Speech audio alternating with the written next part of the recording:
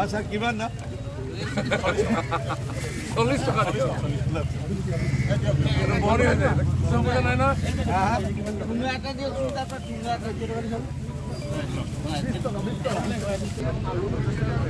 কেটকা KG 2.5 kilo sir কিমান 2.5 kilo নহয় 3 kilo লওক আকৌ 2.5 কেজি 50 টকা হ'ব 2.5 কেজি দিব লাগিব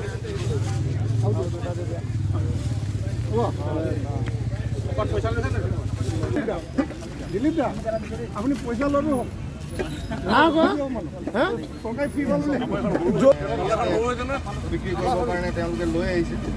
সমবায় সমিতিয়ে যোৱা 2-3 বছৰৰ পৰা আলু উৎপাদনৰ লগত আমি জড়িত হৈ আছো।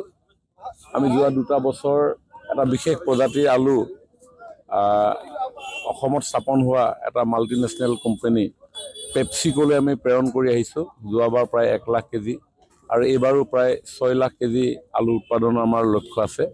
আৰু সমান্তৰালভাৱে এইবাৰ আমি পৰীক্ষামূলকভাৱে এটা নতুন পদ্ধতিৰে আমি আলু কৰিছিলোঁ। সেইটো হ'ল জিৰ' টিলেজ বুলি কয়। সম্পূৰ্ণ জৈৱিকভাৱে মৰাণৰ বীজ পামত আৰু খুব কম মাটিত আমি ট্ৰাই কৰিছিলোঁ, প্ৰায় 6-7 বিঘামান মাটিত, য'ত হাল নোবোৱাকৈ আলু উৎপাদন কৰিব পৰা যায় খুব কম কষ্ট আৰু জৈৱিকভাৱে। আৰু সেই আলু আজি আমি উৎপাদন কৰি আজি বজাৰলৈ উলিয়াই লৈ আনিছোঁ।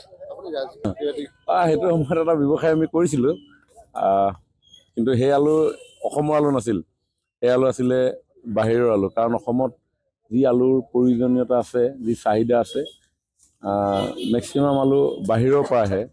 কিন্তু এতিয়া আমি দেখিছোঁ যদি আমাৰ কৃষকসকলে এই খেতিত আত্মনিয়োগ কৰে তেতিয়াহ'লে বাহিৰৰ আলু কোনো প্ৰয়োজন নাই।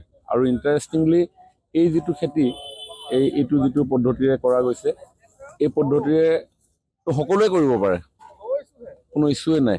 যাৰ ঘৰত মাটি 1 কঠা আছে, কাৰোবাৰ ঘৰত মাটি 2 বিঘা আছে, 10 বিঘা আছে, এইটো পদ্ধতিৰে কৰিব পাৰে, বহুত বেছি কষ্ট কৰিবলগীয়া নাথাকে। কিন্তু আলুটো দেখিছে প্ৰডাকশ্যন ভালেই হৈছে আৰু এইবাৰ আমাৰ পৰীক্ষামূলকভাৱে হোৱাৰ কাৰণে আৰু ইয়াত নিশ্চয় ফিউচাৰ আমি আৰু অকণমান নতুন ধ্যান ধাৰণাৰে আমি কৰিলে আমাৰ উৎপাদন আৰু বাঢ়িব। আচ্ছা কিমান না 40 টকা নাই না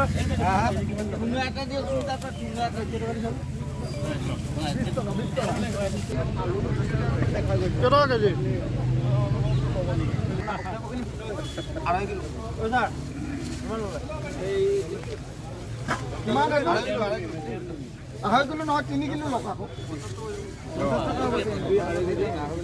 2.5 কেজি 50 টকা হ'ব 2.5 কেজি দিব লাগিব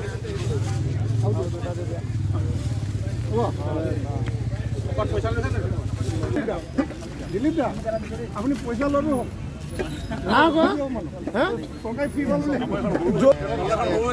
বিক্ৰী কৰিবৰ কাৰণে তেওঁলোকে লৈ আহিছে।